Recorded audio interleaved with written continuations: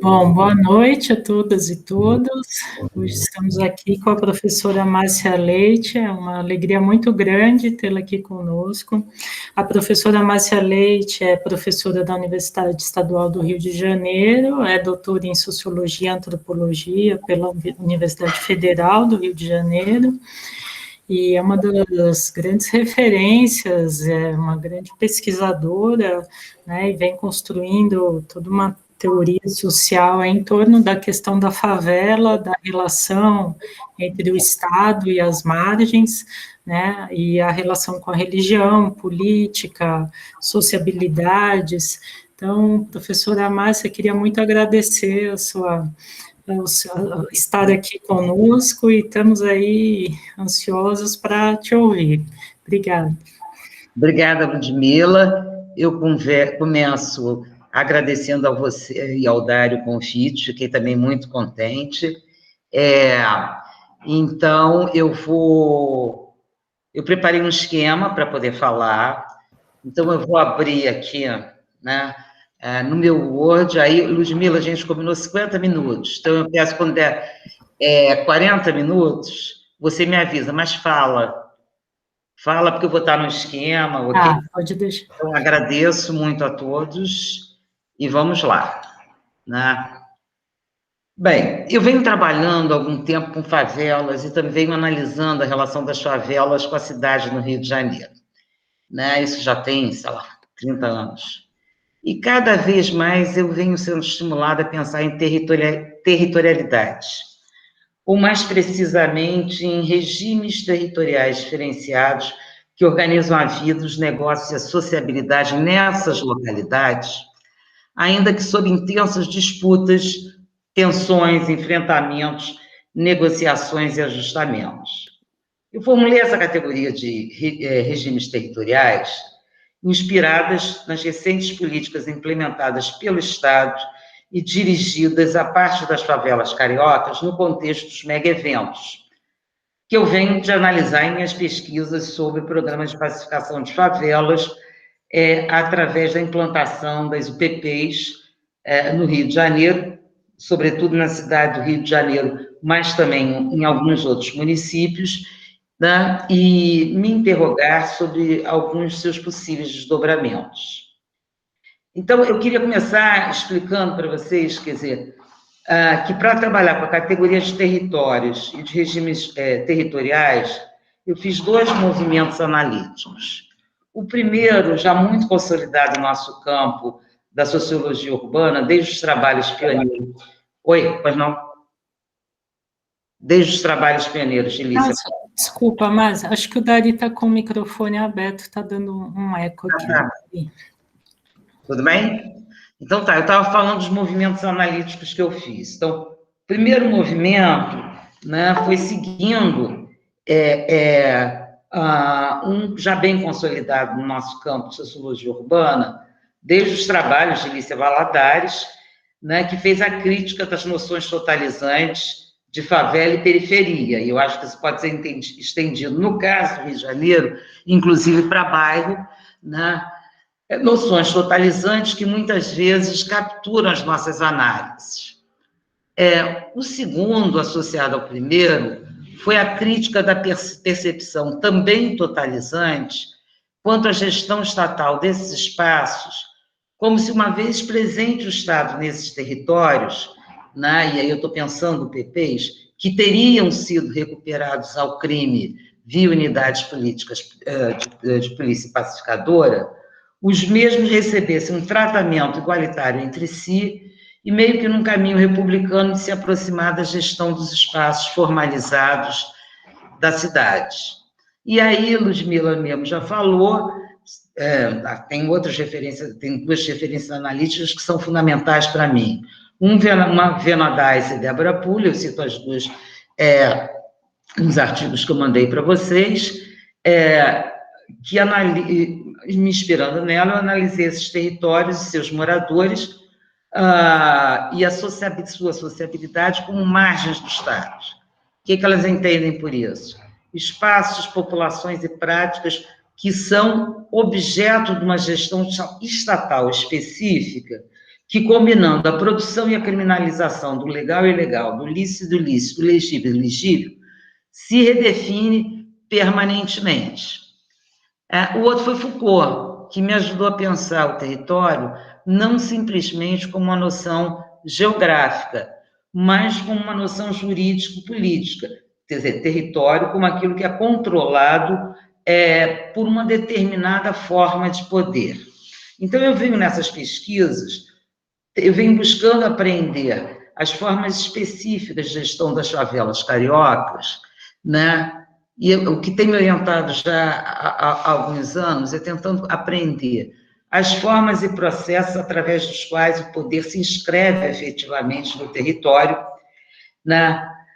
Os pontos pelos quais os discursos se transformam em, através e a partir das relações de poder que se inscrevem nesses territórios, e as táticas e estratégias que se desdobram através das implantações, distribuições, recortes e controles dos territórios. Essa é a formulação de Foucault.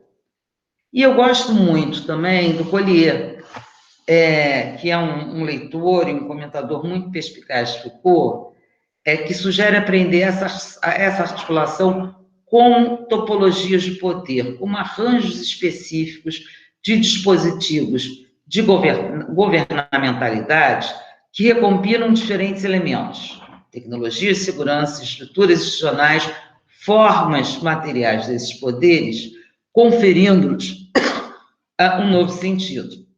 Então, quer dizer, com isso eu estou dizendo que das UPPs, né, até mais agora que eu estou pensando a produção de uma política de vulnerabilidade diferencial, no texto da biopolítica da precariedade, que eu também passei para vocês, é preciso olhar para a gestão de territórios de perto, né, e de baixo, e ver que arranjos de poder que se realizam ali e tentar entender, então, como é que se produz esse território, se gere esses moradores, e sempre tentando aprender as formas específicas, contextuais ou situacionais em que essa gestão ela se desenvolve. Bem, então, a minha hipótese básica, minha hipótese não, já foi, na verdade, uma das minhas conclusões das pesquisas que eu fiz sobre o PP, e eu comecei a pesquisar o PP logo que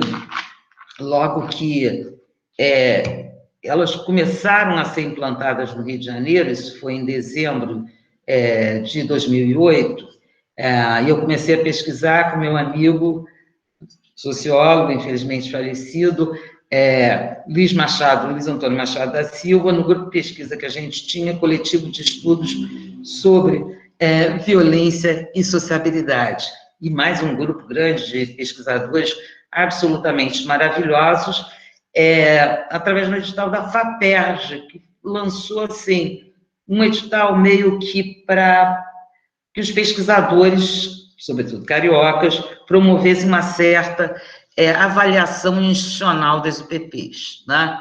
Só que a gente não fez uma avaliação institucional, a gente fez diversas pesquisas exatamente para tentar entender como as UPPs se inscreviam no território, como se combinavam e articulavam diferentes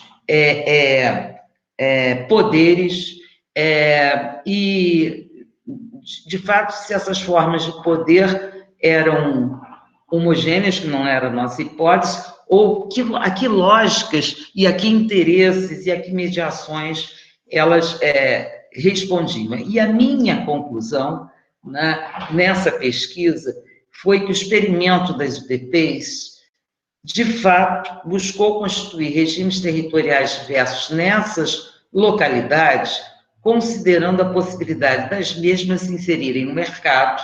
A gente estava no contexto de produção do Rio de Janeiro com uma sociedade global, e também como cada uma delas absorvia de forma específica os novos dispositivos de governo dos pobres, que o Estado, e aí eu estou falando, quando eu estou falando de Estado aqui, eu estou falando do Estado do Rio de Janeiro, né, através das suas instituições, dos seus operadores, e também do município do Rio de Janeiro, através das suas instituições e dos seus moradores.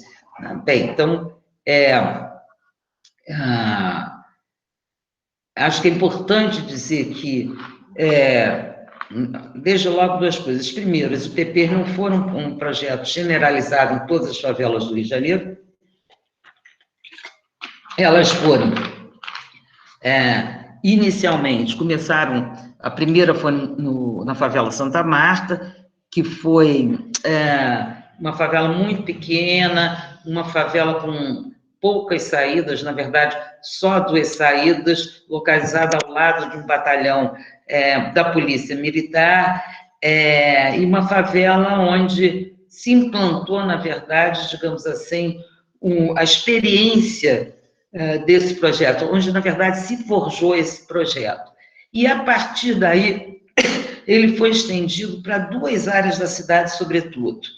Primeiro, as áreas em torno dos equipamentos olímpicos, não, das Olimpíadas, depois de negar por diversas vezes, o então secretário de Segurança Pública do Rio de Janeiro chegou a reconhecer em uma entrevista que sim, o José Beltrame chegou a reconhecer que, na verdade, um dos vieses desse projeto, né, de implantação das UPPs, era criar um cinturão de segurança em torno do Rio Olímpico, em torno dos equipamentos onde aconteceriam as modalidades dos Jogos Olímpicos.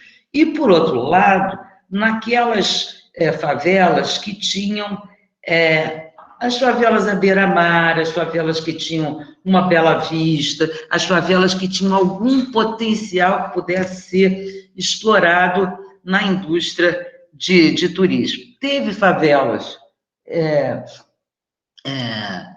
que tiveram implantação das UPPs fora desse perfil? Sim, acho que todos acompanharam, mesmo quem não é do Rio de Janeiro, a ocupação do Alemão. Mas ali era um caso muito específico, um caso em que, na verdade, com a ocupação de várias dessas localidades, sobretudo localidades, aí tem 2 configurações, vou deixar uma coisa no ar, mas, à época, o Comando Vermelho era a facção do tráfico de drogas ilícitas mais forte, uma das mais fortes na cidade do Rio de Janeiro, né, e estava localizada prioritariamente nesses lugares. Então, primeiro teve assim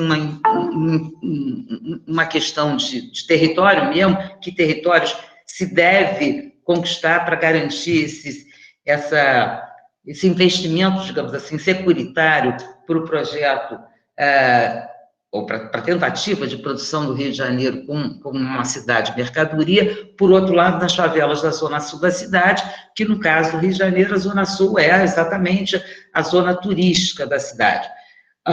E, com isso, muitas lideranças, né, muitas cabeças do Comando Vermelho se deslocaram para o Alemão. Então, assim, a conquista do Alemão, a ocupação do Alemão, porque o Alemão estava, na época, sendo tematizado pelas forças de segurança como o quartel-general do Comando Vermelho no Rio de Janeiro. Devo dizer que pouquíssimas favelas de outras facções foram objeto, e isso que eu vou deixar no ar, foram objeto de implantação das UPPs. E a favela do Batã, que é uma favela com uma certa oscilação de domínio, de facções do tráfico, muitas vezes em conflito, mas também da milícia, mas teve o caso do jornalista da Globo, né, que, enfim, foi atacado e sacrificado lá. E a favela na Baixada Fluminense. Pouco antes de ser deposto, o Witzel anunciou a implantação de UPPs em Angra dos Reis, etc., mas eu não estou considerando esses pontos fora da curva, não. Eu estou considerando aqui, de fato, qual foi o eixo da atuação desse projeto das UPPs, né? Então, eu vou apresentar, assim, muito brevemente, né, essa política de pacificação de favelas via UPPs, né? E eu estou trabalhando, né, e meus resultados indicam que foi uma política governamental. E aí eu estou usando política governamental no sentido que Antônio Carlos Souza Lima e José Paulo Macedo de Castro apresentam, se inspirando no conceito de governamentalidade de Foucault e diferenciando uma política governamental de política estatal ou política pública, né? Não se trata de uma política pública, nem política pública no sentido, né, do seu sentido mais amplo de pública, né? Nem tampouco uma política estatal. Por quê? Porque foi uma política em que se combinaram Estado e mercado, ONGs e igrejas, com o fito de produzir uma cidade segura no contexto. Bem, então, vou falar um pouquinho, né, dessa implantação, para depois entrar na sua crise e depois articular, na sua crise, extingue, não extingue e tal, e depois articular com o que muda nesses novos tempos. Então, vamos lá. No final de 2008, o Estado do Rio de Janeiro implementou, em algumas favelas cariocas, uma política governamental denominada de Programa de Pacificação de Favelas, que obteve, em sua fase inicial, um grande respaldo e reconhecimento da sociedade carioca como solução para o problema da violência urbana. Produzir uma cidade segura era uma demanda não só dos cariocas, afinal de contas, essa questão vem sendo, de fato, um problema da cidade, mas, sobretudo, construído como grande problema público do Rio de Janeiro, mas também dos investidores nacionais e internacionais nos mega-eventos, né?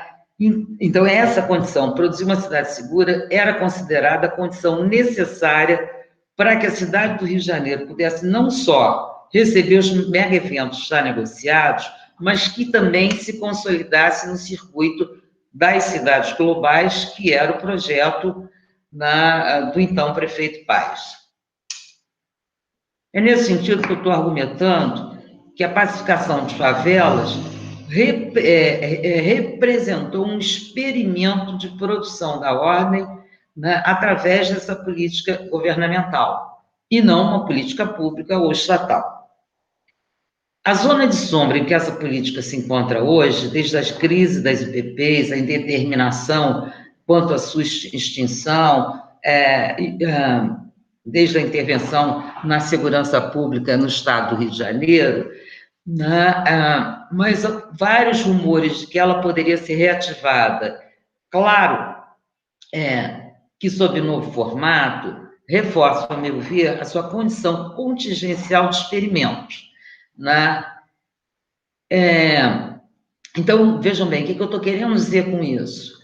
Eu não estou analisando as UPPs como um dispositivo produzido estritamente pelo Estado, né, cujo sentido pudesse ser desvendado no campo das políticas de segurança pública, né, como todos os anúncios, todo o discurso oficial buscava nos fazer crer, né?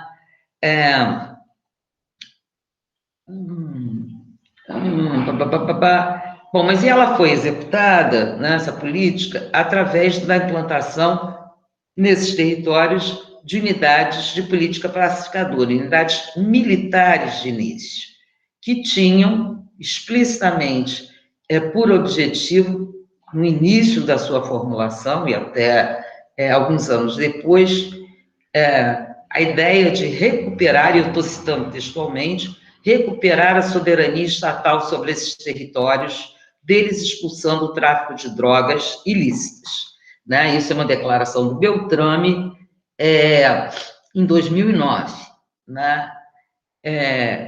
O que se traduziu, na verdade, durante um certo tempo, em um controle e redução das atividades situadas e das disputas que efetuavam entre si com a polícia militar em torno dos pontos de venda mais rentáveis, mas também em diversos agenciamentos visando a disciplinarização dos moradores dessas localidades.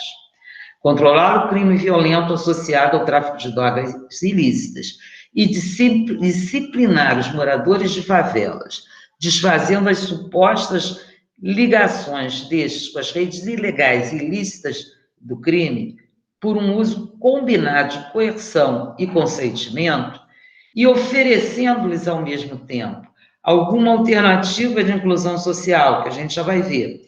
Foi a solução encontrada, né, pelo Estado para buscar produzir a cidade segura, né, e assim viabilizar os mega-eventos no Rio de Janeiro. E pouco tempo depois, as UPPs militares se seguiram às UPPs sociais, cujo objetivo seria promover a integração urbana das favelas à cidade através de políticas públicas que sanassem a precariedade e da presença e atuação do Estado nas favelas. Vejam bem, eu não estou falando em nenhum momento em a ausência do Estado das favelas, porque o Estado sempre esteve presente nas favelas, mas, assim, a precariedade, né, da atuação do Estado nas favelas, e que também promovessem a integração social dos seus moradores, mas por que via? Pela via das políticas públicas, dos direitos? Não, pela via do agenciamento de oportunidades em parceria com as ONGs e com o mercado. E aí, 3 eram os atores fundamentais aqui: o mercado, suas diversas facetas, a prefeitura e as ONGs, né? E como isso se daria? Isso se daria através do que então se definia como inclusão produtiva. Então, nas outras favelas da cidade, nem pacificação, nem integração foram propostos ou agenciados. Então, essa primeira formulação que nos dá uma pista desses regimes territoriais diversos, né, nas diferentes favelas do Rio de Janeiro. O que é a inclusão produtiva? Esse eixo da política governamental de lidar com o conflito social nas favelas e territórios periféricos, sem acenar a seus moradores qualquer proposta de integração social ou de integração urbana. Essa ideia de inclusão produtiva se consagrou no Brasil nas práticas e discursos de organizações governamentais e não governamentais, desde que o governo federal lançou em 2011 o Plano Brasil Sem Miséria, com o objetivo de superar a extrema pobreza até o final de 2014. A inclusão produtiva era um dos eixos do programa, os outros eram garantia de renda e acesso aos serviços públicos. E ela foi, então, em 2011, apresentada como uma via para aumentar as capacidades e oportunidades de trabalho e geração de renda entre as famílias mais pobres do campo e das cidades. Então, na verdade, pelo que eu analiso, a proposta de inclusão produtiva faz uma referência à integração social, mas pelo viés da inclusão social, como nos ensina Robert Castelo, assim como evoca a integração social, a cidadania, pela ideia da inclusão, mas opera de maneira completamente diferenciada.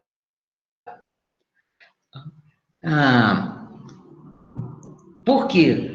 Porque, como proposta de política por parte do Estado, a inclusão produtiva se traduziu efetivamente em um estímulo a que os moradores de favela se tornassem microempreendedores.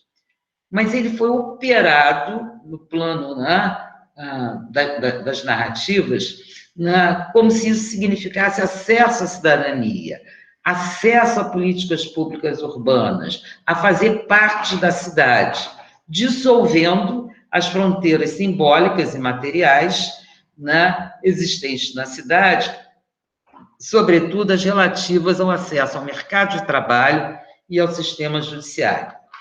Então, só um instantinho. No âmbito dessa política governamental, os agenciamentos foram operados, sobretudo, pelo governo municipal, mas também federal, e pelo SEBRAE, né? Para que os moradores de favelas, que não tinham direitos sociais, e em grande parte não tinham acesso ao mercado formal e protegido, quer dizer, não tinham direito de trabalho, né? Mas esses agenciamentos sintetizavam a possibilidade de inclusão social que lhes era oferecida, a partir do mercado e do agenciamento de si próprios dos seus territórios de moradia, como, respectivamente, empreendedores e novas mercadorias disponibilizadas pelo e para o mercado.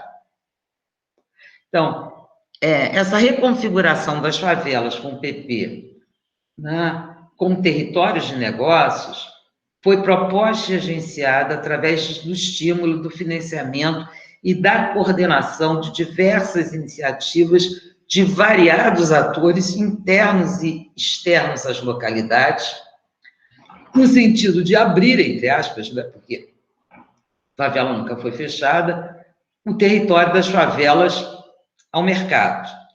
E entre esses agenciamentos pode-se citar cursos de capacitação, participação em fóruns, elaboração de projetos, linhas de crédito especiais para o desenvolvimento do empreendedorismo nessas favelas.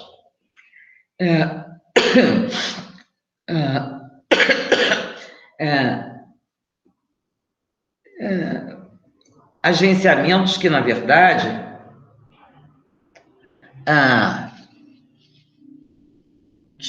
bem pouco se materializaram para os moradores de favelas. Eu acompanhei durante muito tempo o Fórum Nacional do BNDES, né, que promoveu um grande encontro, debate com lideranças de diversas favelas no Rio de Janeiro, estimulou a presidente da Associação de Moradores, ONGs representativas e atores representativos dessas favelas a formularem projetos dos mais ambiciosos, etc. E o que os moradores sempre disseram é que, primeiro, eles não davam assessoria, né, na elaboração desses projetos. Segundo, as linhas de crédito prometidas dependiam dessas organizações terem uma sede com RGI, Registro Geral de Imóveis, o que nas favelas cariocas não é fácil de acontecer, e terem uma espécie de tutor que se responsabilizasse por esse investimento, caso o empreendimento não der certo, né? Então, outras diversas iniciativas em que os moradores de favelas, mesmo não acreditando muito, né, que, afinal de contas, a sua situação pudesse mudar, mas embarcaram, tentaram, buscaram ver, quem sabe, dessa vez daria certo, acabaram se esfacelando exatamente por conta desse tipo de dificuldade, né? Então, mas isso foi assim uma grande onda, né? Até 2014, 2015. Aí, 2014, o que a gente viveu? A chamada crise do Estado do Rio de Janeiro, que não dá para eu discutir aqui, mas que foi anunciada como uma crise fiscal e financeira. E, em 2016, a decretação do estado de calamidade pública no Estado do Rio de Janeiro. E, a partir daí, a política de pacificação em favelas entrou em colapso, e muitos, enfim, começaram a anunciar o final das UPPs. Então, esse sonho de uma cidade segura desmoronou com a crise das UPPs, recolocando em questão o lugar das favelas e de seus moradores na cidade do Rio de Janeiro.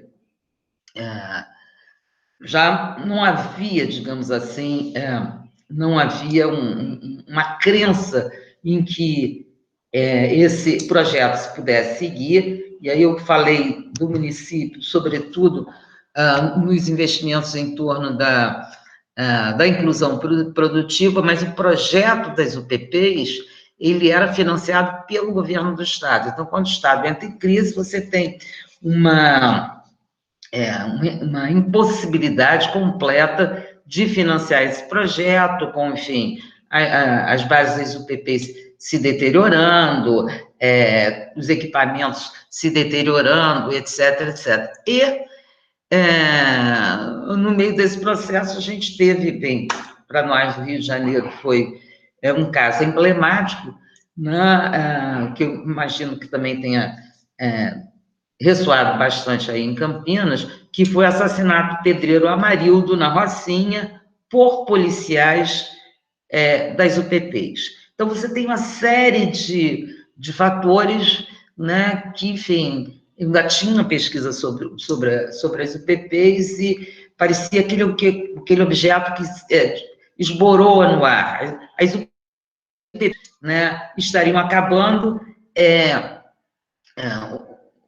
O que adiantava tentar acompanhar o seu fim? Mas, na verdade, eu acabei identificando que, bem antes, né, de toda essa crise, o Estado já tinha renunciado a governar esses territórios, deles expulsando o crime, seus dispositivos e agenciamentos, né? Aquela ideia inicial e propagada durante uns 4 anos de que o projeto das UPPs era para recuperar a soberania estatal nesses territórios, né? Bem, e onde é possível identificar isso? Bom, de um lado, a própria Secretaria de Segurança Pública, gestora, né, da Segurança Pública e do experimento PP, passou a apresentar, através dos pronunciamentos oficiais de seus dirigentes, o objetivo central da política de pacificação, como sempre tendo sido estritamente a eliminação do fuzil. Então, ela elipsava, assim, o eixo anterior da retomada da soberania estatal sobre esses territórios, num certo sentido, reescrevendo a história.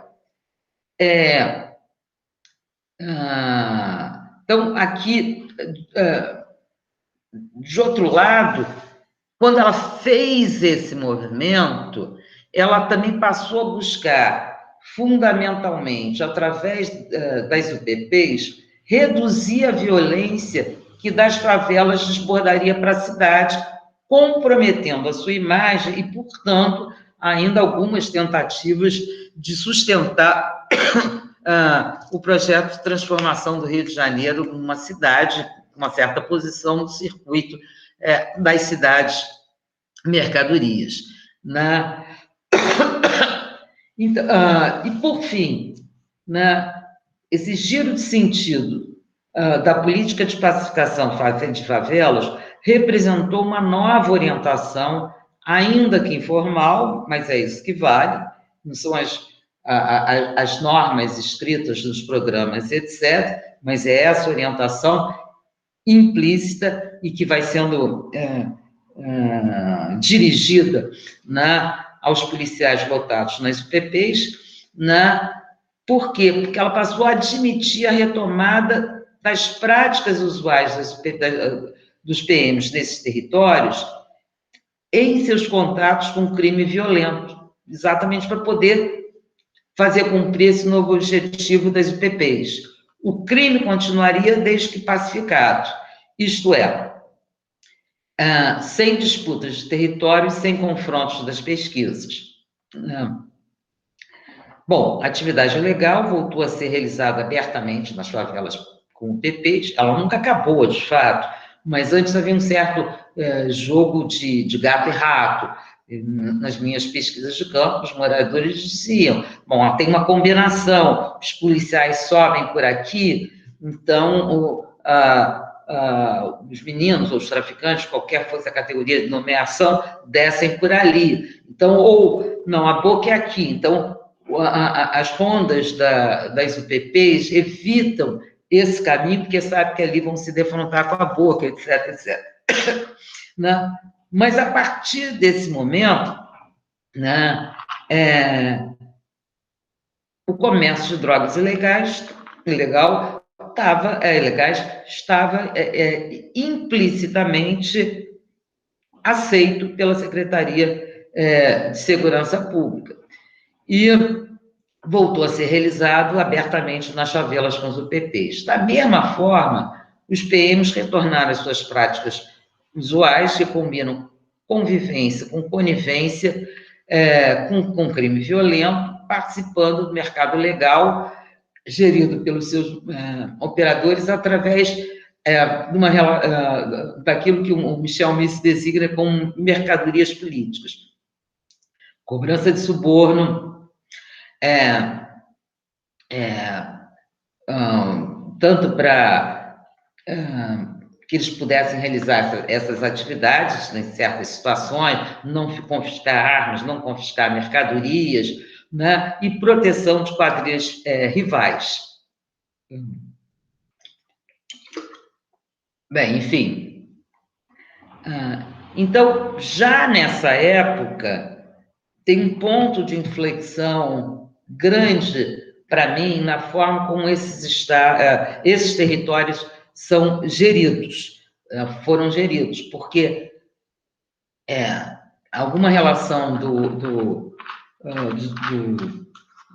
dos agentes de segurança, das forças de segurança, com os traficantes, as milícias, mas não dá para entrar nas milícias, sempre houve, mas dessa vez se tornou aberta, muito mais aberta, muito mais ampla,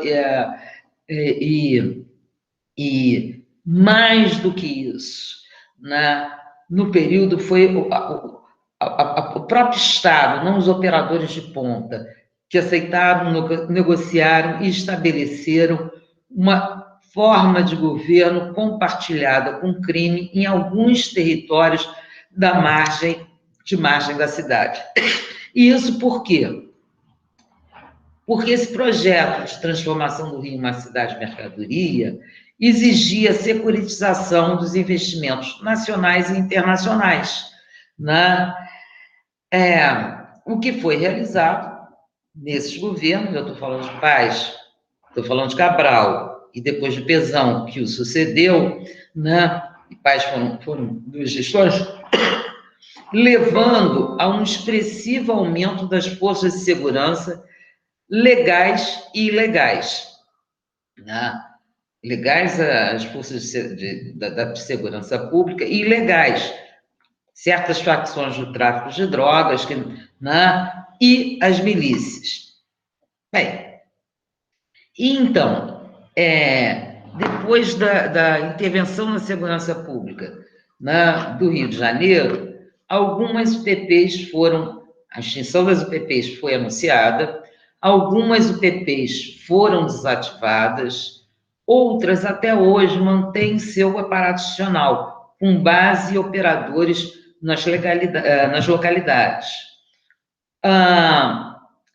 Algumas continuam ativas, operando ainda sobre a lógica anterior de pacificação, quer dizer, tendo por foco a disciplinarização dos moradores, mas sempre mantendo recurso à repressão daqueles considerados ingovernáveis, naqueles, sobretudo segmentos mais jovens, considerados mais vulneráveis em relação ao crime, mas sem desenvolver qualquer propósito ou agenciamento no campo da integração urbana dessas localidades, nem tampouco no campo da inclusão produtiva. Outras ainda, né, e eu estou falando das UPPs, operam sob uma nova forma de guerra ao crime, Isso depende do território e da facção, mas também atinge o conjunto dos moradores, porque o que governa o Rio de Janeiro, né, eu falo disso em outros textos, a ideia da metáfora da guerra, etc., é a presunção da conivência dos moradores com o crime, o que se traduz, sempre vem se traduzindo, né, num número crescente de homicídios por intervenção policial e em práticas de patrulhamento e repressão caracterizados por diversos abusos e coerções desses operadores do Estado. Bem, agora na pandemia, bom, pouquinho antes, 2 anos anteriores, eu estava fazendo campo em uma dessas UPPs que sobreviveram na zona sul da cidade do Rio de Janeiro e que estava sendo reformatada com sentido de apresentar um sentido explícito, definido por seu comandante e também nas orientações da cúpula da Coordenadoria Geral de Polícia, de produzir um novo modelo de UPPs nas cidades do Rio de Janeiro, e aquela seria uma espécie de experiência piloto, mas que também se baseava nessa convivência com uma certa convivência com o tráfico de drogas, e se baseava na ideia de que se não dá mais para a gente ter qualquer proposta de inclusão produtiva dos moradores, pelo menos vamos tentar não atrapalhar o mercado, tentar não atrapalhar que atividades do mercado, de atores do mercado de fora da localidade ou mesmo de dentro da localidade possam se desenvolver.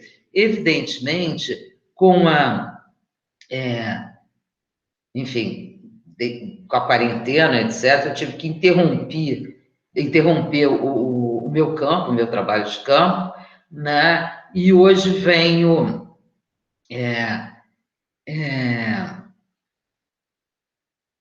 fazendo assim, tentando acompanhar um pouco esses processos à distância, né? Mas, enfim, acho que a pesquisa de campo para isso é fundamental.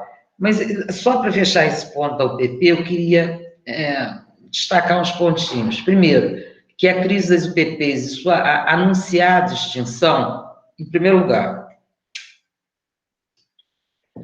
repôs no Rio de Janeiro um cenário de militarização da vida dos territórios de moradia dos pobres, com uma crescente criminalização de seus movimentos e de qualquer forma de resistência social e política. E favoreceu a eleição de representantes políticos nos planos estadual e federal que fazem da violência, ou melhor, da guerra aos pobres e a todas as matizes ingovernáveis, o seu projeto, né, de produzir a ordem e ajustá-la aos imperativos do mercado. Então, não mais inclusão produtiva para parte dos pobres, para aqueles que poderiam ser incorporados pelo menos através da inclusão produtiva, e docilizados através das práticas de disciplinarização das UPPs, né? Mas produzir ordem, ajustá-la aos imperativos do mercado através da violência e através da guerra. Quanto tempo ainda tem, Ludmila? Você pode, se quiser passar, não tem problema não, por isso que eu não... Mas você já falou aí uns 45 minutos, mais ou menos. Não, é só... Então, só para buscar ir ajustando. Então, desde a intervenção federal na segurança pública, a guerra se tornou a forma de governo dos pobres no Rio de Janeiro e a forma de gestão desses territórios. E começa a pandemia, enfim, quarentena, etc., e as operações policiais nas favelas, com o PP ou sem PP, mas, inclusive, muitas com o PP, passa a ser o quê? Passa a ser a prática de produzir ordem, produzir obediência através do fazer morrer, através da produção de mortes, através de uma escalada dos homicídios, de tal maneira que o STF, através do ministro Fachin, produz a DPF 635, exatamente para limitar as operações policiais nas favelas cariocas, a casos excepcionais, né? Durante algum tempo, essa liminar produziu efeitos em termos de redução do número dos homicídios praticados pelas forças policiais no Rio de Janeiro, mas a gente vem tendo progressivamente uma confrontação das forças de segurança pública a DPF 635, que me parece que está muito ligada, por um lado, ao cenário nacional, né? Ao cenário nacional, ao governo Bolsonaro, etc., e, por outro lado, ao afastamento definitivo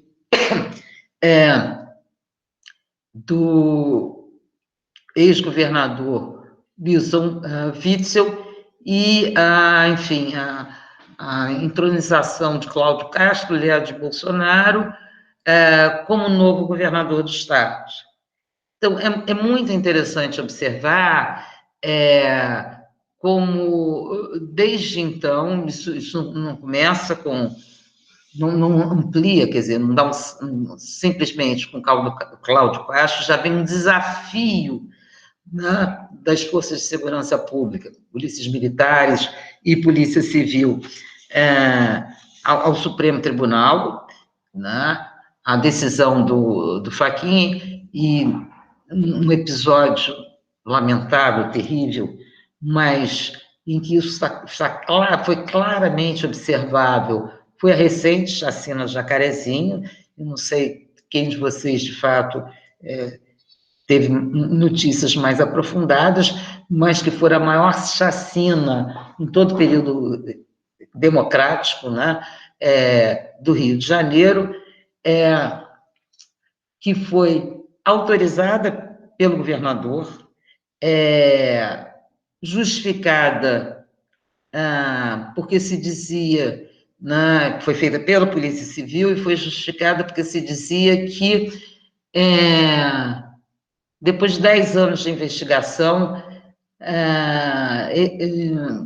havia evidências de que os traficantes de Jacarezinho, não por acaso da facção Comando Vermelho, estavam aliciando crianças para o tráfico de drogas. Isso acontece no Rio de Janeiro há mais de 30 anos, que crianças, cada vez mais tenra idade, são aliciadas, e todo mundo sabe. Quem primeiro revelou isso foi a Elza Luar, na sua pesquisa de doutorado, que depois virou livro A Máquina e a Revolta. Então, é uma justificativa absolutamente tosca, que causou espanto em todos. Isso não é um caso excepcional. E a operação, inclusive, foi batizada de exception, que em latim quer dizer exceção, quer dizer, uma clara alusão ao que define a DPF 635, e a decisão do Fachin, confirmada depois, né, pelos juízes, de que as operações só poderiam ser realizadas em casos excepcionais. Se vocês se interessarem por isso, tem vários estudos do SESEC, e Le Monde Diplomatique publicou 2 artigos contundentes sobre isso, um artigo de vários autores, entre eles o Daniel Herata, a Carol, a Carolina Couto, o Diego, bem, outros autores, que eles fazem, que são do GENI, Grupo de Estudos das Novas Ilegalidades da UF, que vem monitorando isso, em que eles fazem análise do que representa essa chacina. E o outro artigo recém-publicado também é um artigo produzido pelo Comitê contra a Violência do Estado, que analisa as violências do Estado, etc., da ABA, Associação Brasileira de Antropologia, que analisa a entrevista do subsecretário de Polícia Civil e mostra, quer dizer, esse tipo de composição.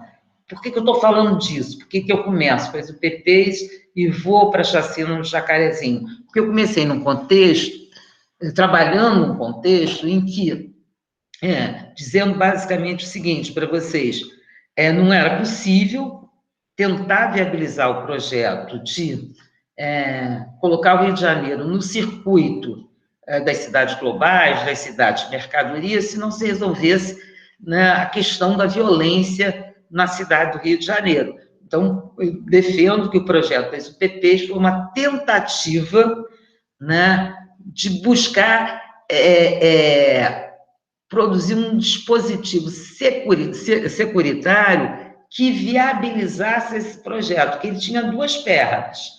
Uma perna de disciplinarização dos moradores, né, mantendo ainda a repressão, mantendo fazer morrer, como nos fala Foucault, mas como um recurso diminuído, né? E tentando, na verdade, disciplinarizar os moradores, como não dá para falar nisso, mas no artigo eu falo, né, das diversas políticas no campo dessa disciplinarização, e coloco como uma perna fundamental dessa disciplinarização, né, esses agenciamentos em termos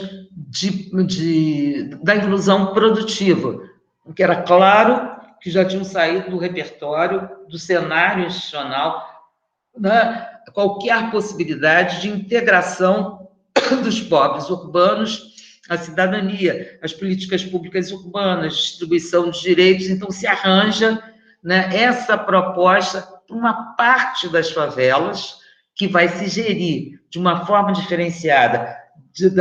Nem 20% das favelas tiveram UPPs implantadas, né? Então, você já tem essa modalidade de gestão que é diferenciada. E, progressivamente, com a crise das UPPs associada à crise do Estado, etc., o que eu estou defendendo é que, à medida que isso vai saindo de cena, né, o Estado negocia com o crime, e aí você já tem um modo de governo dos territórios diferenciado, e é por isso que eu falei lá do regime territorial, do Collier, etc., como é que o poder efetivamente se inscreve nos territórios, mas que progressivamente você vai tendo, né, já no influxo de outro projeto de cidade, outro projeto de nação, etc., né, você vai tendo uma militarização crescente da vida, da segurança e desses territórios, que pode se apontar muito claramente desde a intervenção federal na segurança pública do Rio de Janeiro, e que vem se desenvolvendo, não harmonicamente, não é uma evolução, mas sobre influxos de diversos acontecimentos, diversas narrativas do que se passa no plano municipal, mas também no plano estadual e também no plano federal, em que a morte é uma forma de governo, fazer morrer é uma forma de governo, né? Então, em relação às UPPs, eu acho que talvez seja esse o eixo condutor. Eu só queria mais 5 minutinhos, Dari e Ludmila, para dizer assim, então, mas por que você sugeriu também que a gente lesse o texto sobre biopolítica da precariedade? Não sei se vocês leram, né? Mas,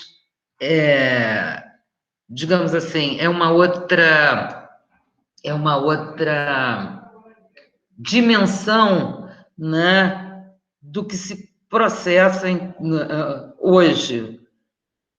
Eu acho que a gente tem indícios que isso se processa em todo o território do Rio de Janeiro, se a gente for pensar, todo o território nacional, se a gente for pensar quilombolas, indígenas, periferias paulistas, etc., mas o que eu tenho em termos de possibilidade de campo, mesmo à distância, com acesso aos meus interlocutores, etc., eu localizo sempre no Rio de Janeiro, né?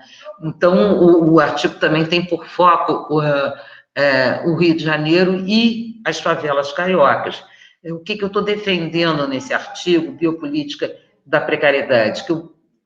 Defendendo por quê? Porque eu fui analisando, início da pandemia, quarentena, etc., fui analisando como vinha se processando a gestão desses territórios, em termos dos territórios das favelas cariocas, em que, além da política de morte, a política de guerra continuar, a isso vai se somar a produção continuada e deliberada de uma maior exposição à morte pela falta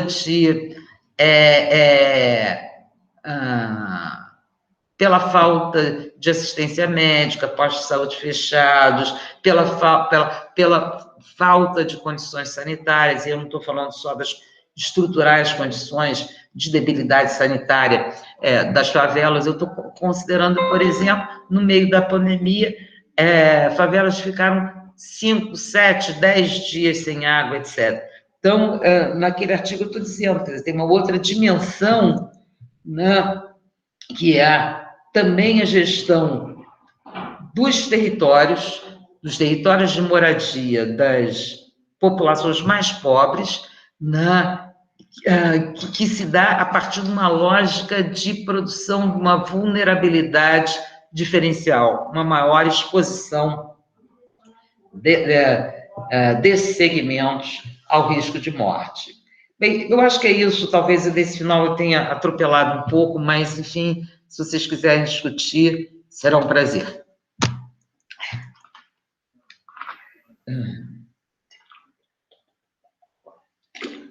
Márcia, muito obrigada pela sua explicação.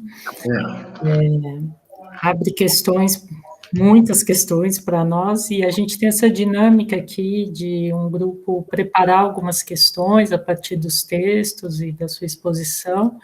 Então, a gente abre para o grupo e depois para o debate mais amplamente, tá bom? Boa noite, professora. Primeiro, eu gostaria de agradecer pela aula, foi uma exposição muito boa. E nós preparamos 3 questões com base nos textos que nós lemos para você. A primeira questão é, no texto, Entre a Guerra e a Paz, você compara a pacificação que estava acontecendo nas favelas com uma ideia de colonização ou de tentar trazer uma ideia de civilização para as favelas. Você enxergou uma resistência a esse processo nas favelas? Uma resistência por parte mais da população civil mesmo? O que você quer? O que vocês imaginam? Eu respondo, vou fazer bate-bola ou pego as 3? Como que você prefere, Márcia? Posso falar. Tá. Posso falar. Deixa eu pegar eu vou começar pegando assim um trechinho. Não é isso, espera aí, volte aqui. Da declaração do Beltrame. Primeiro, para explicar o que eu estou falando, quer dizer, o que é a pacificação com uma perspectiva civilizatória, né? Parte da ideia, de fato, de que os moradores de favela são uma alteridade radical em relação aos moradores dos bairros formais da cidade, e que é necessário civilizá-los. Civilizá-los aqui tem 2 eixos. Um eixo é civilizá-los em termos de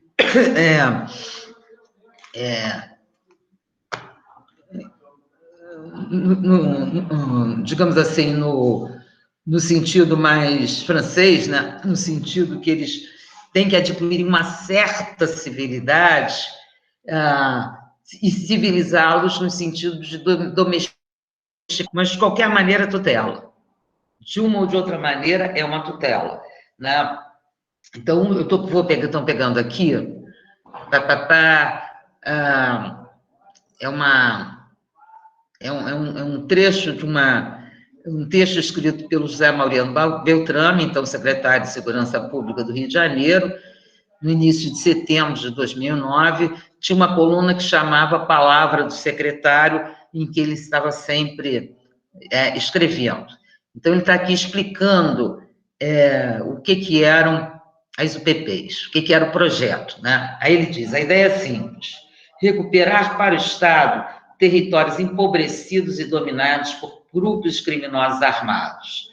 Tais grupos, na disputa de espaço com seus rivais, entraram numa corrida armamentista nas últimas décadas. Uma disputa particular na qual o fuzil reina absoluto. Decidimos, então, pôr em prática uma nova ferramenta para acabar dos confrontos. Isso depois de falar de recuperar a soberania do Estado, né? Ocupamos 4 comunidades em bairros distintos em caráter definitivo. Fim do fuzil e início das pequenas revoluções que serão contadas nessas páginas. Então, o que são essas revoluções? Aí ele diz, há uma tremenda dívida social que veio desde a colonização dessas terras. A maioria, negros, pardos, mulatos, pobres e muito pobres. Carências tão grandes que é preciso ajudá-los a pedir, pois lhes é difícil até priorizar as emergências. Bom, eu acho que aqui está explícita essa perspectiva de que os moradores de favelas precisam ser tutelados. Em campo, isso significava o quê?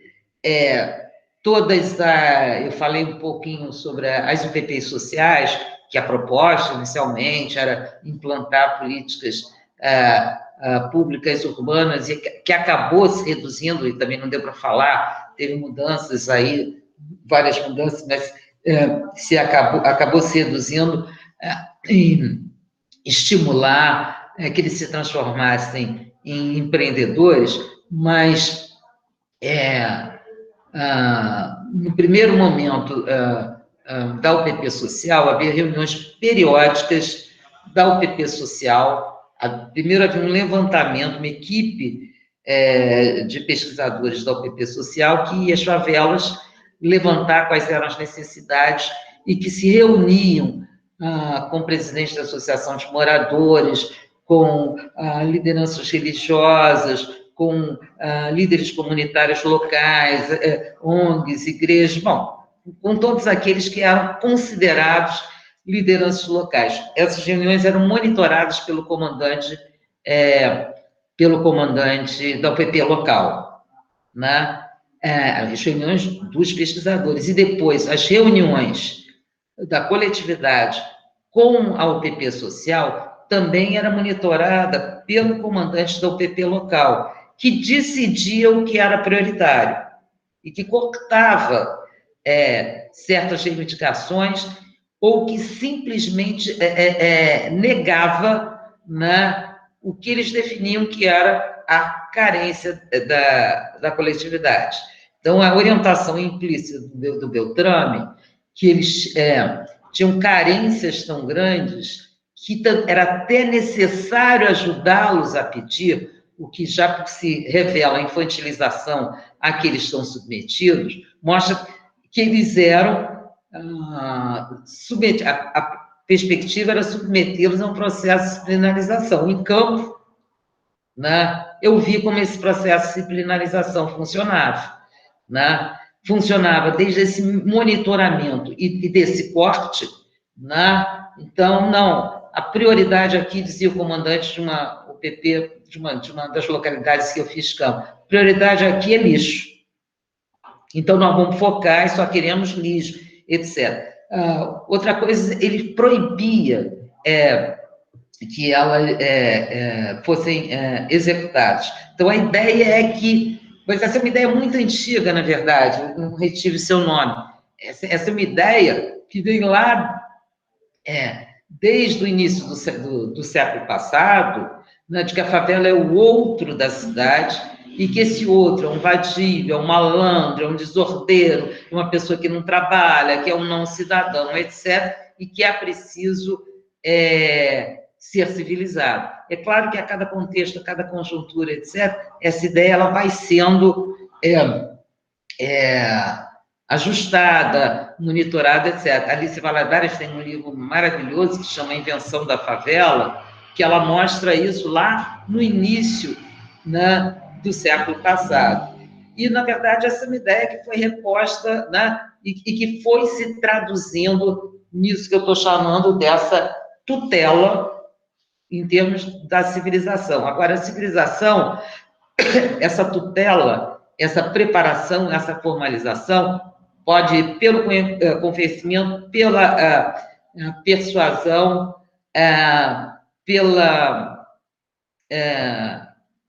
ou pela, digamos assim, coerção. Algumas coerções disso.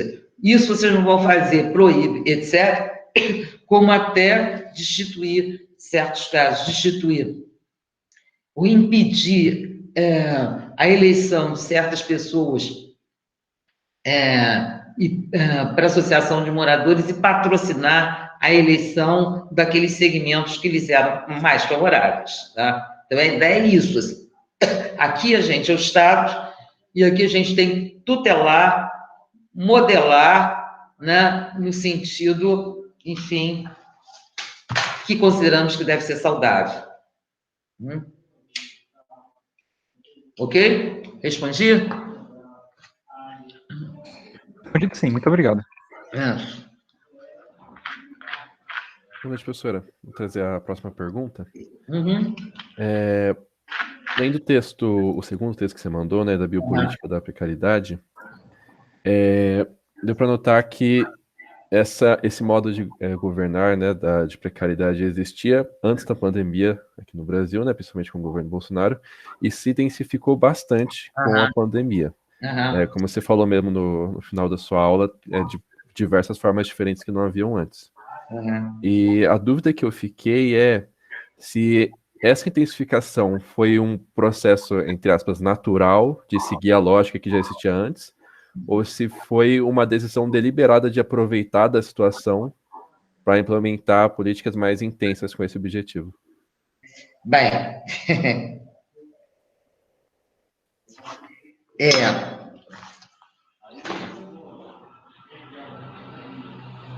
eu poderia dizer que uma das respostas definitivas que vai nos dar vai ser a CPI, né?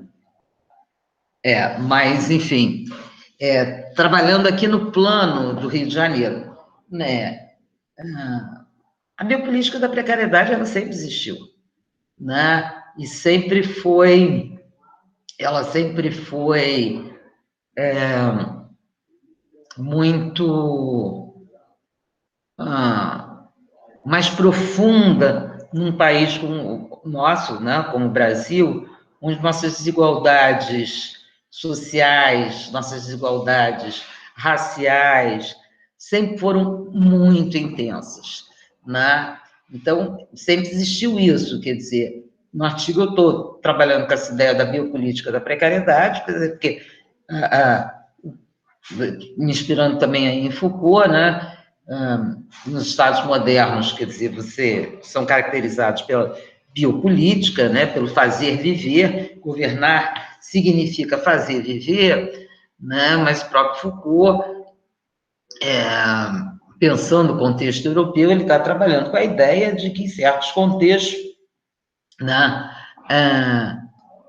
também se utiliza, o Estado moderno também utiliza o poder de fazer morrer. No caso brasileiro, esse poder de fazer morrer foi muito mais recorrente e muito mais profundo. E a gente nunca teve, na sociedade brasileira, a gente nunca teve uma política, uma biopolítica como a dos governos sociais-democratas da Europa. A gente nunca teve isso, né? A gente sempre teve a produção intencional, porque a desigualdade social, ela não é um acaso, a desigualdade social é intencionalmente produzida, né, e nós, então, a produção dessa precariedade, ela é intencional, né? Isso que o Lorenzini chama, o Daniele Lorenzini vai chamar nessa vulnerabilidade, é uma política da vulnerabilidade diferencial. Isso a gente sempre teve, né? O que eu acho é que, no caso da pandemia, é o André, né, que fez a pergunta, no caso da pandemia, isso se aprofundou enormemente, por agenciamentos do governo municipal, do governo estadual e do governo federal. Quer dizer, como sobreviver, né? Como sobreviver sem um cuidado mínimo com saúde, condições sanitárias, né? Como sobretudo os mais pobres e os mais expostos aos riscos da contaminação. Se você pega, por exemplo, desde o início da pandemia, as promessas de programas de alguma renda mínima do governo municipal, no caso do Rio de Janeiro, estadual, que não se concretizaram, se você pega o auxílio emergencial, né, afinal, depois de muita luta, concedido por alguns meses pelo governo Bolsonaro, no plano federal, quer dizer, aqui me parece que há claramente uma lógica de, não digo de fazer morrer, mas de aprofundar, de aumentar o risco de morte para as populações mais pobres e mais vulneráveis. E aí eu acho que não é só do Rio de Janeiro. Há claramente uma lógica de entregar a própria sorte. Quando a SEDAI interrompe o abastecimento da água por 10 dias, quando as forças de segurança do estado do Rio de Janeiro entram numa favela, atirando, né, cortando a energia elétrica, atirando nas caixas de água, estão aprofundando o risco de morte. Porque a energia elétrica, as bombas não funcionam, cortam, além de já ter um fornecimento regular de água, a SEDAI, então, era estatal, né? Mas além de do fornecimento, a concessionária, mas do fornecimento de água não ser regular, não ser eficaz, além disso, os agentes da lei entram furando as caixas d'água, né? Então, necessariamente eles estavam fazendo essa conexão mental, vamos expor essas pessoas mais a esse risco de morte? Não, mas também não se trata de fazer esse tipo de análise. Se trata de fazer uma análise do que essa política produziu em termos de efeitos. Os efeitos sociais, os efeitos econômicos, os efeitos em termos de saúde, em termos da exposição do risco de morte. Eu te responderia assim. Entendi, muito obrigado, professor. Opa, nossa outra pergunta, primeiramente, desculpe, muito obrigado pela palestra, boa noite aí a todos. Então, a nossa outra pergunta é sobre como a população das favelas ela reage a essa precariedade política, né? Gostaríamos de saber se existe algum tipo de força do coletivo ou organizações coletivas que atuam a fim de mitigar essa falta, né, do Estado nas favelas, principalmente nesse momento de pandemia. Obrigado pela pergunta, Otávio. Eu acho que é bem legal, e me permite voltar a um ponto que o André perguntou e que eu não respondi. O André perguntou se tinha resistência, e estava falando das UPTs, se tinha resistências por parte da população favelada. Né? Tinha, muitas, diversas formas.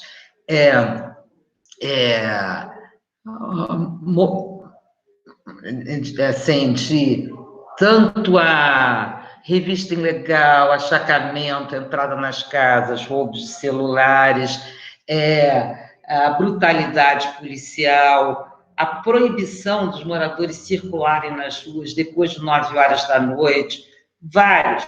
Durante todo esse período,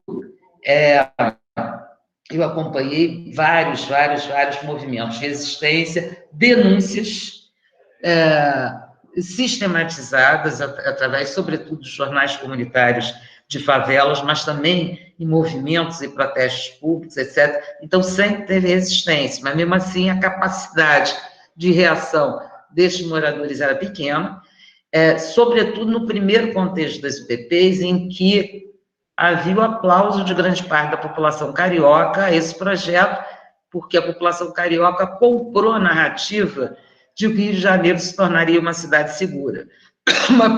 Entre essas resistências, por exemplo, vou citar algumas assim rapidamente. Teve, acho que foi em 2014, 2015, 2 movimentos simultâneos, Ocupa Borel e Ocupa Alemão, porque, por absoluto poder discricionário, os comandantes das UPPs locais decidiram que quem tivesse às 9 horas depois das 9 horas da noite circulando nas ruas das favelas era suspeito e podia ser objeto da violência policial. Então, os moradores fizeram Ocupa às 9, né, no Borel Alemão, que esse contou com, assim, os dois contaram com uma grande adesão, inclusive de movimentos, organizações, igrejas, intelectuais, né, de fora da favela, para denunciar e para, enfim, subir essas localidades e confrontar a polícia. No caso de Cidade de Deus, teve uma das formas de resistência também muito interessante, foi um movimento coletivo da juventude, né, em termos de fotografar simultaneamente, todo mundo com seu celular, tal, fotografado, postado imediatamente nas redes, né, hoje, só um instantinho, os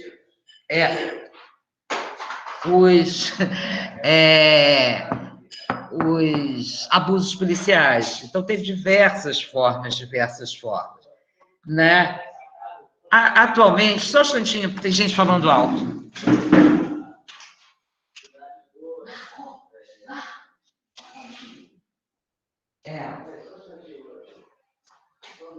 Desculpe, eu não sei se vocês estavam ouvindo, mas estava aqui uma conversa muito alta. No caso, agora, durante a pandemia, assim, né? E de resistência à precariedade, diversas, nas suas diversas formas. Então, vou pegar, quer dizer, 2 elementos.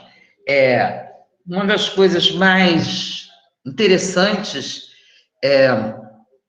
que aconteceu, aí até foi bastante recente, uns 2 meses atrás, foi uma organização, foram diversas denúncias da violência policial, do descumprimento da DPF 635, etc., e gestões junto ao ministro Fachin, que, afinal de contas, convocou uma audiência pública sobre essa DPF, que contou com vários, enfim, juízes, procuradores, defensoria, alguns intelectuais, mas, sobretudo, moradores de favela, que foram ouvidos, e vocês sabem que a decisão, enfim, final, estava em votação anteontem, se não me engano, já estava novamente em votação, outras medidas que o Fachin estava recomendando para confrontar essa guerra e confrontar o descumprimento da DPF pelas forças policiais no Rio de Janeiro. E, assim, é muito claro, o voto do Fachin é muito explícito em como ele incorpora, né, as falas e as denúncias dos moradores de favela. E só para ficar, mas tem vários outros exemplos. No caso do enfrentamento da precariedade, na perna, digamos assim, da precariedade material, por exemplo, em termos da falta d'água, uma enorme articulação com a Defensoria Pública, várias denúncias que foram feitas, vários documentos que foram emitidos, esses não tiveram muito sucesso em relação também ao atendimento sanitário, então, inclusive, e de saúde, teve uma coisa muito interessante. Por quê? Porque já que o Estado, nos seus diversos níveis, não garantia, né, a vida da população, inclusive no plano mínimo dessa subsistência, muitos coletivos, associações de moradores também, movimentos de favelas também, mas muitos coletivos de jovens, né, passaram a fazer campanhas maciças com parceiros da cidade, parceiros podem ser desde de empresas, organizações, pessoas que os apoiam, universidades, etc., para reunião de doações. No início, foi aquela avalanche de doações. Depois, essas doações diminuíram muito, né? E hoje, quem sustenta a doação de cestas básicas,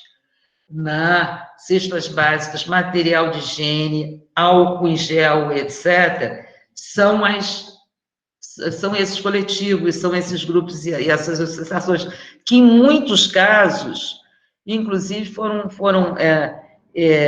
esses movimentos, esses coletivos, que abasteceram os postos de saúde perto de favela, já que o município não abastecia.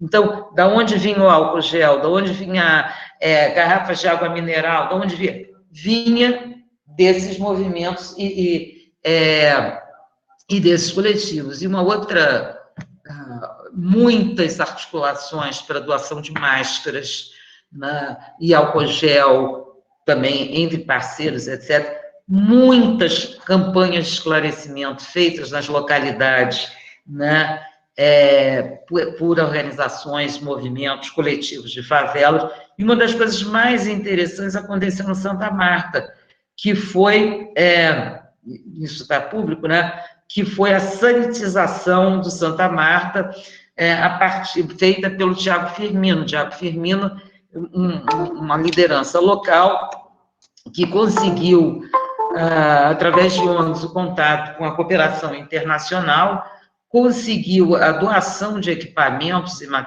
materiais para sanitizar periodicamente o Morro Santa Marta. Além disso, né, ele fez a ponte com a Babilônia, com parte do Complexo do Alemão, etc., e outras favelas da cidade, exatamente, primeiro, para ensinar como fazer, depois, para que eles se articulassem, né, para que pudessem sanitizar a localidade periodicamente.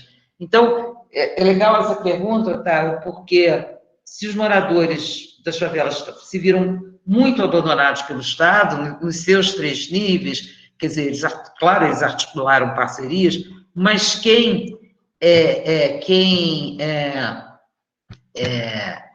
buscou, de fato, superar a precariedade coletiva, local, foram eles. E é muito engraçado, porque agora a mídia os chama, né? Eu acompanhei muito tempo diversas iniciativas, além de campo, fazer pesquisa documental, diversas iniciativas em termos de empreendedorismo nas favelas do Rio de Janeiro. Então, eu tenho um alerta do Google. Ainda hoje eu tenho esse alerta do Google. E tudo que agora me aparece como empreendedorismo são essas iniciativas, né? Isso não é empreendedorismo, né? Isso na verdade, um movimento social de solidariedade, de articulação, mas não é o que se costuma chamar de empreendedorismo. O empreendedorismo sumiu das favelas, né? As pessoas não estão se profissionalizando através disso, produzindo novas mercadorias, não, é um outro tipo de um laço de cooperação, mas foram eles por eles.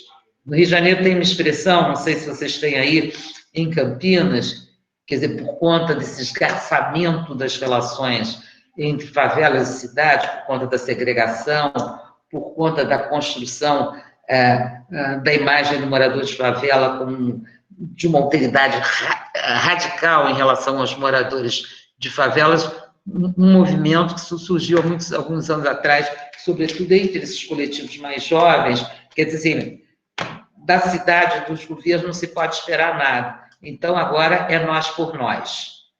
A expressão do é nós por nós, né, que surgiu agora durante a pandemia, foi uma expressão absolutamente solidária, né, para poder reverter um pouco, ou minorar um pouco, essa vulnerabilidade que eles se encontram. Né? Acho que é isso. Né? Márcia, vou abrir, mas eu queria te fazer uma pergunta antes. Você falou num determinado momento, né, que esse projeto das UPPs esmoronou no ar, né? Uhum. Isso me lembrou muito a minha própria perspectiva, que eu pesquisei entre 2012 e 2015, a formação discursiva de uma nova classe média brasileira. Uhum. E essa formação, acho que essas coisas estão totalmente interligadas, né? Eu queria te ouvir um pouco, pensar com você nisso, porque até lembrei em 2014 do Celso Ataíde e o Renato Meirelles, que depois de fundar o Instituto Data Popular, eles vão publicar um livro chamado Um País Chamado Favela. Vai se construindo toda essa... que na verdade... acho que dá materialidade a um certo modelo de desenvolvimento, né? Onde a favela, ela vai se... é uma noção, a favela se afirma, né, como um espaço do mercado, né?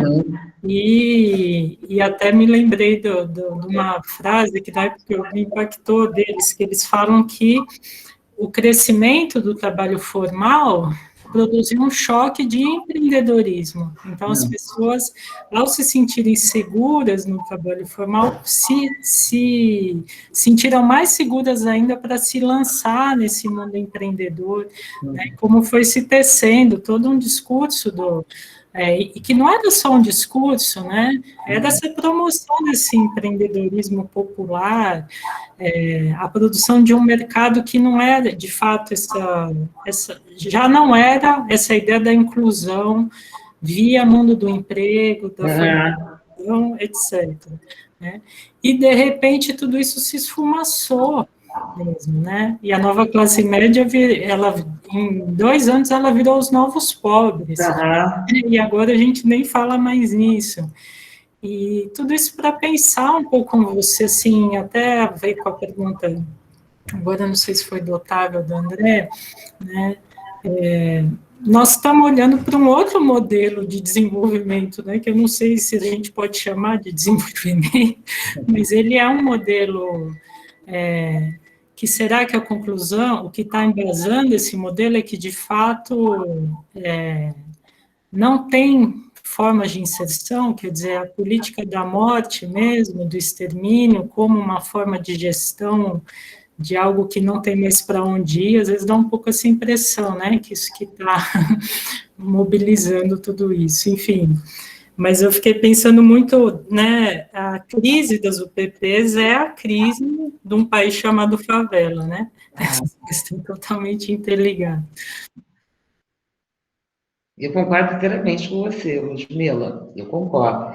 Eu acho que, assim, primeiro eu queria marcar isso, né, quando nossos objetos que parecem sólidos se desmancham no ar, mas isso tem sido, então, assim, o projeto Cidade Mercado do Rio como cidade de mercadoria, de repente ele se desmancha, né? O projeto do empreendedorismo, ele se desmancha, né? Das UPPs, ele se desmancha. Então, a primeira coisa que eu queria marcar é o seguinte, eu concordo inteiramente com você, já foi o tempo em que a favela consistia uma reserva, quer dizer, moradores de favela, uma reserva de mão de obra, trabalhadores normalmente situados nos piores locais do mercado de trabalho, ou nas franjas do mercado de trabalho, e sempre oscilando entre o trabalho formal, o trabalho informal, muitas vezes combinando trabalho formal com trabalho informal. É muito interessante, fica assim uma referência meio solta no ar, mas não dá para desenvolver, mas está lá na Sociologia e Antropologia, revista da UFRJ, do FIX, que algumas coisas que foram apresentadas como grandes novidades do trabalhador que se empreende a si próprio. O Antônio Lides, lá no início, lá nos anos 50, quando estudava as favelas brasileiras, sobretudo cariocas, mas também latino-americanas, já mostrava que essa combinação do trabalho formal e informal para ir sobrevivendo era uma constante daqueles que viviam nessas franjas, né?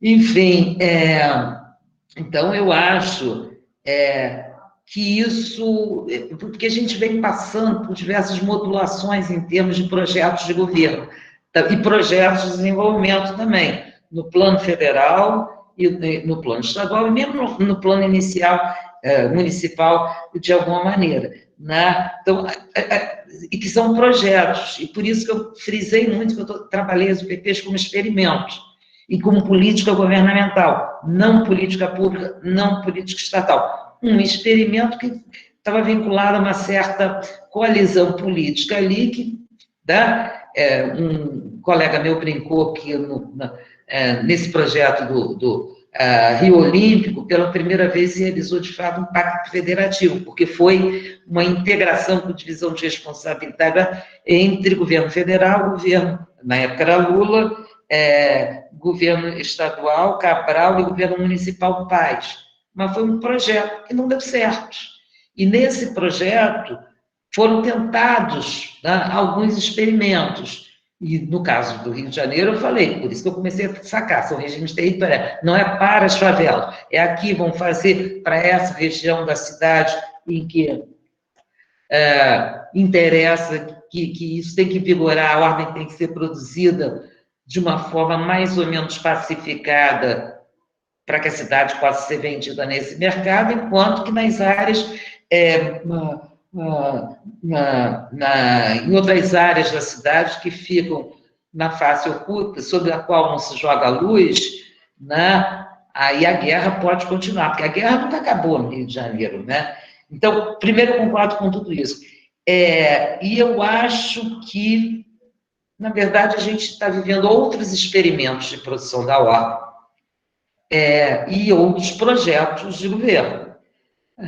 Então, acho que nada disso está claro em termos das disputas de poder. Para mim, isso não está claro. A única coisa que me parece cada vez mais clara é que eu não chamaria de, acho que você chamou de modelo de desenvolvimento, forma de desenvolvimento, não sei, mas eu acho que não, quer dizer, eu acho que o que está mudando aí é o capitalismo, né? E a financiarização completa em termos do capitalismo, em que, enfim, você pode dispensar não só os trabalhadores mais pobres, mais desqualificados, mas, em grande parte, você está dispensando trabalhadores, você não está produzindo mais nada. Não está produzindo em grandes setores, ou pelo menos setor hegemônico, não tem a produção de bens, nem tampouco de serviços como um fim em si mesmo. Então, eu acho que o que está mudando é isso, não está mudando só aqui, está mudando em todo mundo. É muito impressionante que não seja só entre nós que a nova classe média diminuiu, mas se você olha, não é a minha área, mas se você olha rapidamente para os Estados Unidos, né? Quer dizer, a classe média, o sonho da classe média, também se esfumaçou, pelo menos desde a crise de 2007, 2008, né? E hoje você tem cada vez muito mais pobreza. E, assim, eu confesso que eu não tenho muita simpatia pelo Bauman, não. Eu li, já dei aula e tal, mas, assim, eu gosto quando ele falou muito tempo atrás dos excluídos necessários. Só que a gente nunca pensou que isso fosse possível politicamente. Eu acho que a conjuntura políticas, diversas situações que a gente vem vendo e analisando ao longo do mundo, mostra que hoje há muito mais condições políticas, né, para você excluir, né, de forma totalmente desnecessária, né, considerar esse segmento, você deixar a míngua, você deixar a miséria, coisa que há 20 anos atrás era impossível. Assim, se eu penso no Roberto Castell, da Metamorfose da Questão Social, quando ele falava na inclusão, quer dizer, ele já estava claro para ele, me parece, que não seria uma inclusão por uma política de bem-estar, etc. Mas tinha que, de alguma maneira, incluir, não podia jogar fora essas pessoas. Né? Isso que o Bauman apontava dos excluídos necessários, Roberto Castell pensava na direção oposta. Como conseguir alguma prova, possibilidade de inclusão que não os torne desafiliados. Então, eu acho que eu tenho medo disso. Não, eu acho mesmo. Mas, assim, porque eu tenho lido muitas análises sobre, assim, enquanto a classe média achata diminui absurdamente em diversos países, como há uma enorme concentração da riqueza, como a pandemia significou uma oportunidade enorme de concentração da riqueza nas mãos de pessoas, de um quantitativo cada vez menor de pessoas, de empresas, de conglomerados, etc. Então, quer dizer, a impressão que eu tenho é que há infelizmente, uma hipótese, uma suposição de que sim, que é possível excluir. Então, um país chamado Brasil, um país chamado favela, no sentido mais coloquial, do que se imagina pela favela, porque a favela tinha... Antes as pessoas tinham condições de sobreviver, né? E agora está cada vez mais difícil, né? Eu não sei, estou especulando, mas assim, é uma enorme tristeza que me dá viver nesses tempos e ver o que vem acontecendo nesse país. Mas eu acho que você tem razão. Tem razão. São mudanças profundas que a gente não tem as respostas. O que a gente pode fazer é seguir certas linhas, tentar ver certos indícios, trabalhar com certos indicativos, mas eu acho que eles também não têm as respostas. Eu acho que estão feitos experimentos em diversos campos, em diversos países do mundo, mas experimentos que não me agradam, porque no sentido deles não tem nada de democrático ou justo, né? Acho que é mais ou menos por aí. Acho que é isso, gente. Márcia, eu fiquei muito contente que você começou a sua fala citando o Luiz Antônio. Sabe que aqui no nosso centro a gente usa muito a referência Luiz Antônio, porque ele é uma grande referência no estudo da informalidade. E também um outro texto sobre a discussão da desorganização do mercado de trabalho, é uma referência para a gente também que ele fez, né? Que está na revista Sebrap. Mas só para registrar, né? Porque, de fato, é uma perda muito grande, né? Ter perdido ela na passada aí, né? Dari, você sabe que... não sei se você conhece... qual é o nome do livro que as meninas editaram? Mundo do Trabalho, Mundo Popular, que reuniram os escritos sobre trabalho, sobre economia popular do Machado, com a organização da Mariana Cavalcante, da Eugênia Mota e da... Oh, meu Deus, eu estou cansada já. Eugênia e da Marcela Araújo. Saiu pela Papéis Avulsos e tem, inclusive, a dissertação deles mestrados. Legal. Então vou atrás disso. Muito bom. É muito bom. Ele começou pela informalidade, foi depois para essa discussão da violência, né? Aí, né, o trabalho. Mas isso é só um registro aí, né? Agora, duas coisas. A Ludmila hoje também ensinou um outro relatório lá do GENI, né? Acho que chama, né? Que é os Observatórios Metrópoles, que me chamou muita atenção, um pouco isso, que é um certo mapa que você faz do programa Minha Casa Minha Vida e das milícias, que tomam conta da gestão, vamos chamar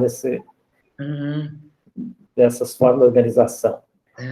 A primeira pergunta que eu queria te ouvir, assim, era exatamente pela tua exposição, né, como é que eu também fiquei bem ouvindo e vendo um pouco os teus textos, como é que a gente pensava que a questão do PP no começo, assim, você tem uma certa esperança, falar, vai se construir uma coisa nova, envolvendo a sociedade, uma presença mais efetiva, vamos chamar,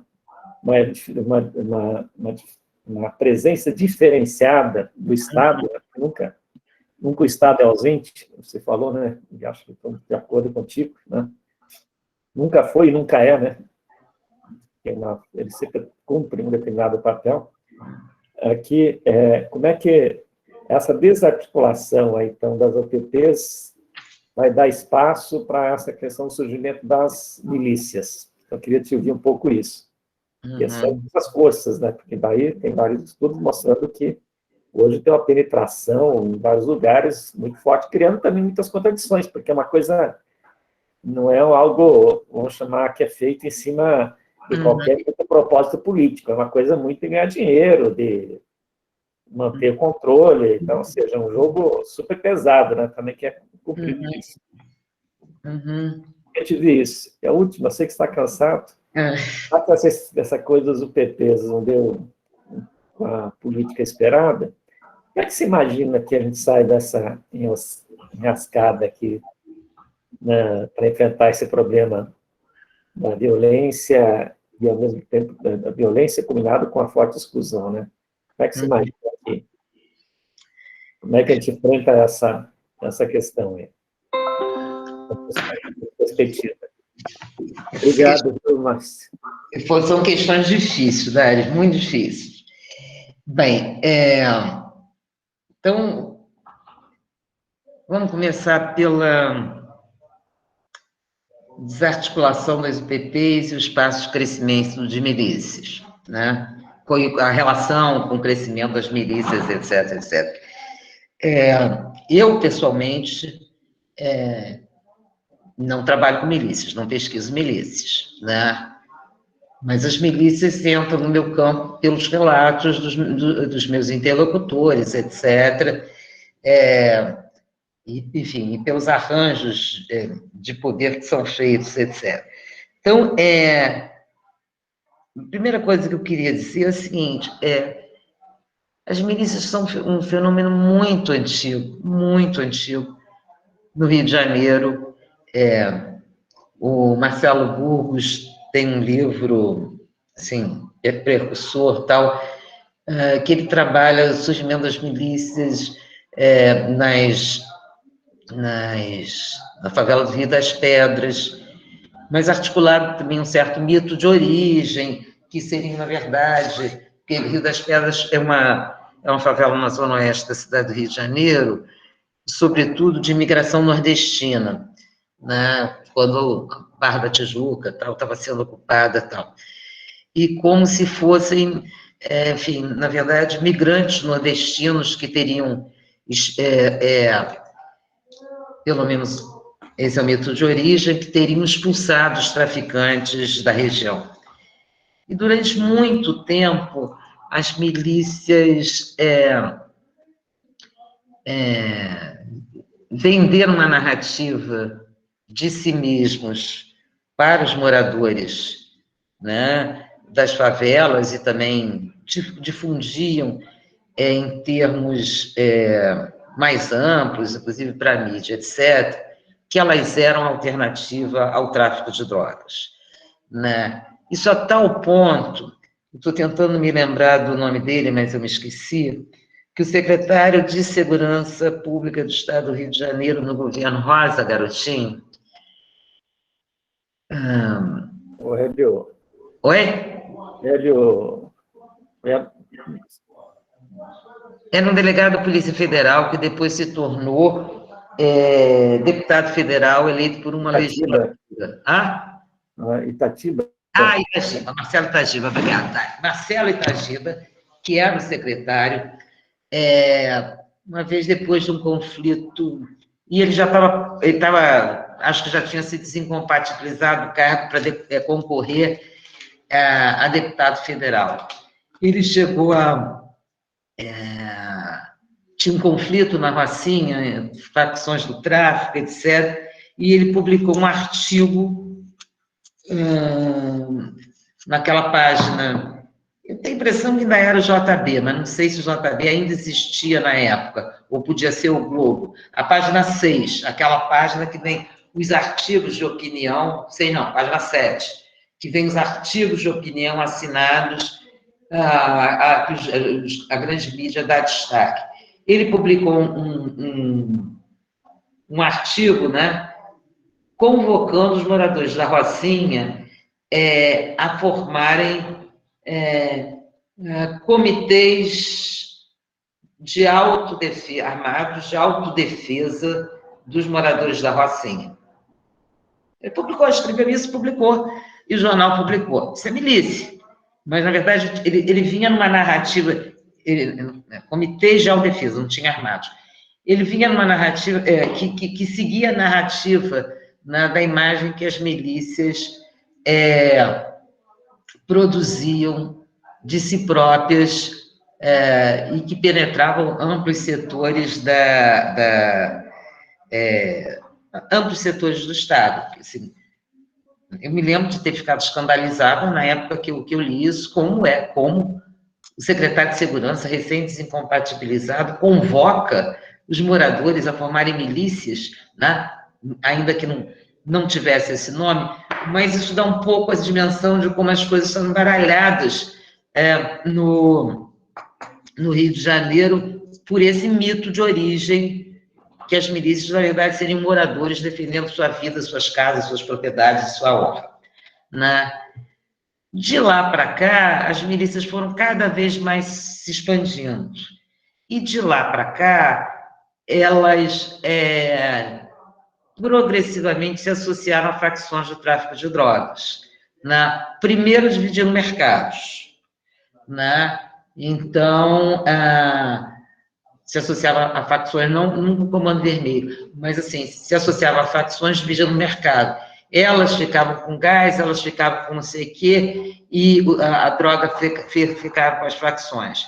Depois, e aí eu estou falando de pesquisas que eu li, e relatos, quer dizer, de interlocutores, né, em certas localidades, as milícias também entraram no comércio de drogas. Quer dizer, as milícias pegaram o GatoNet, né? A operação de gatos de TV a cabo, as milícias pegaram transportes para dentro da favela, com as motos, as milícias pegaram as vans, em grande parte das localidades, não digo em todo, as vans que circulam em certos fluxos, certos trajetos das cidades, o comércio de gás, etc. E, mais recentemente, pegaram também a produção imobiliária. Né? E a gente teve um caso há algum tempo aqui no Rio de Janeiro, né, de um prédio também na Zona Oeste, um Mucema, que simplesmente ruiu, porque o prédio não tinha habites, prédio produzido pela milícia, não tem habites da Secretaria Municipal de Habitação, não há fiscalização, né, e o sistema de crédito é particular e o prédio simplesmente ruiu. A despeito disso, há inúmeros outros prédios, esse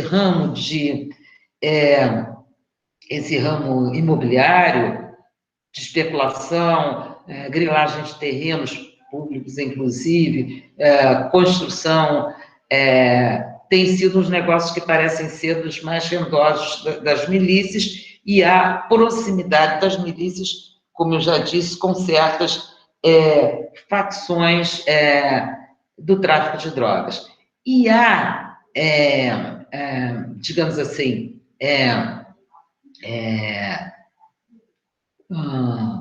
eu diria, antes de entrar na crise das UPPs, você tem diversos trabalhos, diversos estudos que mostram a penetração das milícias em vários setores do Estado, municipal, sobretudo, mas também estadual. Milicianos eleitos vereadores, milicianos eleitos deputados,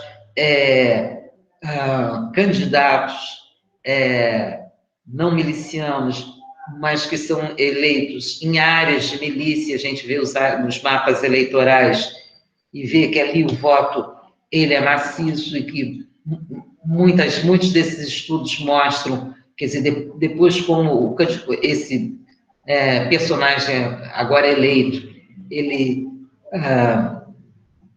faz projetos e aprova esses projetos, seja na Câmara, seja na Assembleia, para beneficiar essas áreas e esses empreendimentos. Então, a milícia é uma força em franca expansão no Rio de Janeiro. Onde tinha o PP não tem milícia. Não tinha milícia. Exceto no Batão. Mas aí... porque ali o regime territorial é mais complicado ainda.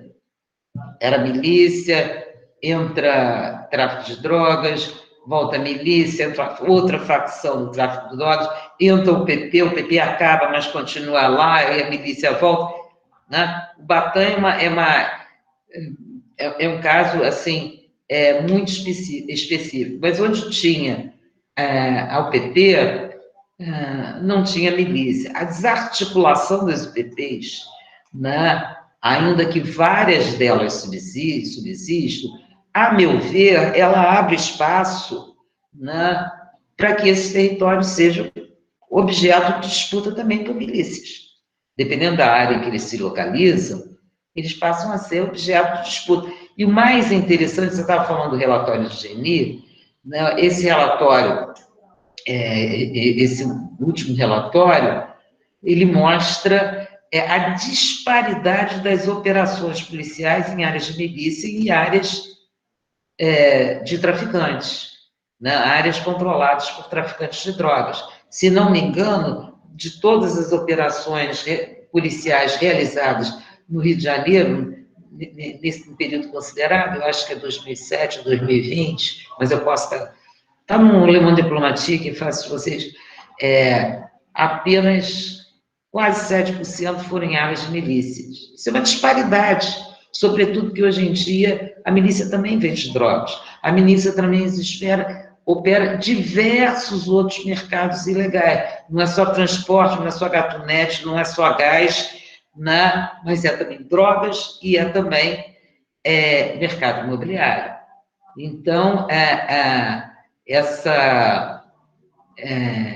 ela está na disputa pelo controle territorial, né, das áreas que lhes parece mais lucrativa.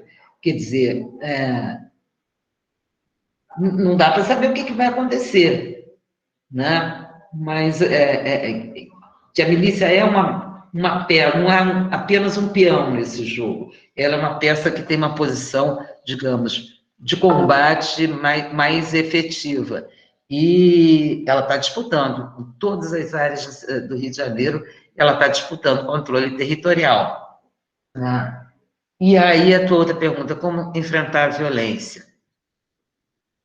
Bom, aí, Dário, eu acho que a gente só pode, a primeira coisa, no contexto que a gente vive, eu acho muito difícil, acho que tem que mudar muita coisa. E a primeira coisa que tem que mudar é um pouco mais de... primeiro, democracia e mais justiça, né? Senão não tem como. Quer dizer, minhas pesquisas de campo em favela tem